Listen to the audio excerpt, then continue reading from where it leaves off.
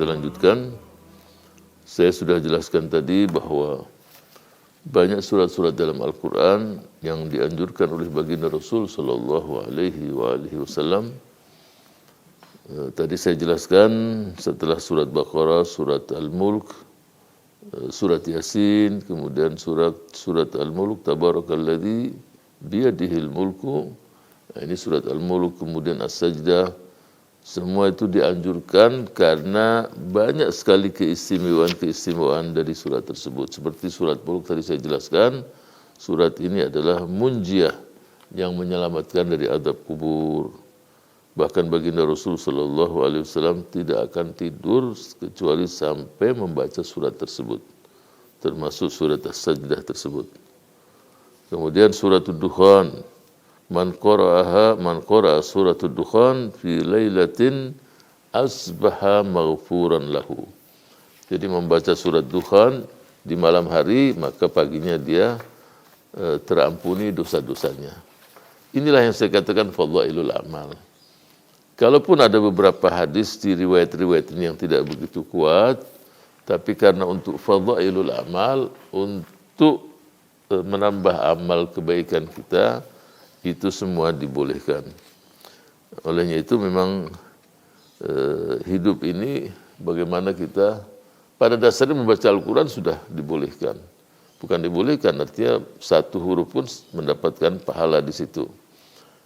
Jadi pada dasarnya semuanya bagus. Apalagi ada surat-surat tertentu yang memang sangat dianjurkan oleh baginda Rasul Sallallahu Alaihi Wasallam. Kemudian surat-surat Al-Waqi'ah, man qara'ahu lam tusibhu faqah. Jadi membaca suratul Waqi'ah, dia insyaAllah di hari-hari berikutnya atau membaca malam, dia tidak akan kesulitan di esok harinya. Tidak akan kesulitan dalam rezekinya, dalam kehidupannya, semua diberikan kemudahan oleh Allah Subhanahu wa Ta'ala.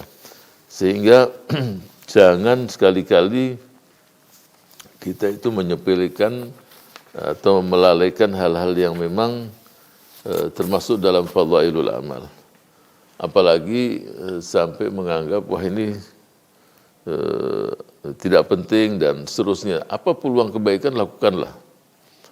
Ya, apalagi dalam kehidupan kita ini semuanya juga kita kembalikan dan kita pasrahkan kepada Allah Subhanahu wa Ta'ala.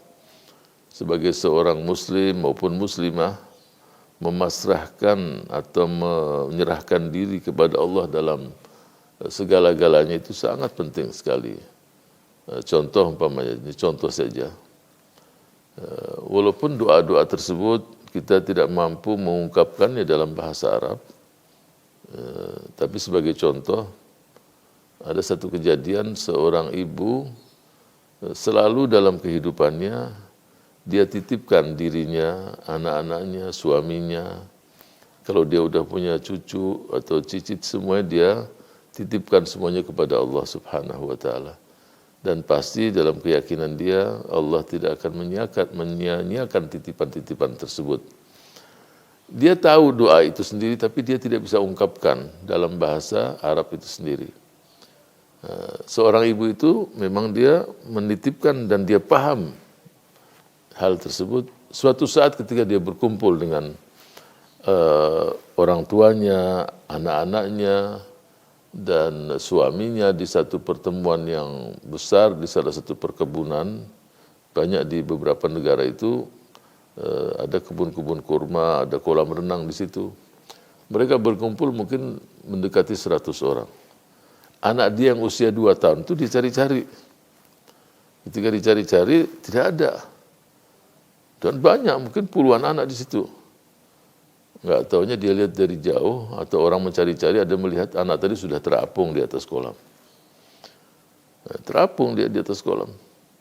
Mungkin udah 5 menit atau 10 menit atau seperempat jam, wallahu alam. Ketika didekati masih hidup. Terus si ayahnya mengatakan, apa doa kamu baca?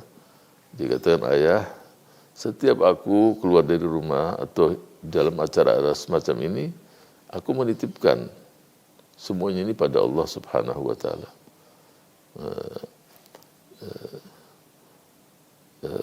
Jadi ayatnya mengatakan, nah itulah ketika Allah Subhanahu wa taala menerima mengijabah doa tersebut. Stauda'tuka rabbi auladi wa banati ahfadi wa asbati wa nafsi wa zawji wa walidayya, aku titipkan semua itu padamu ya Rabb, allati la tadhi'u indahu wada'i'uh, yang pasti tidak akan disia-siakan titipan-titipan tersebut.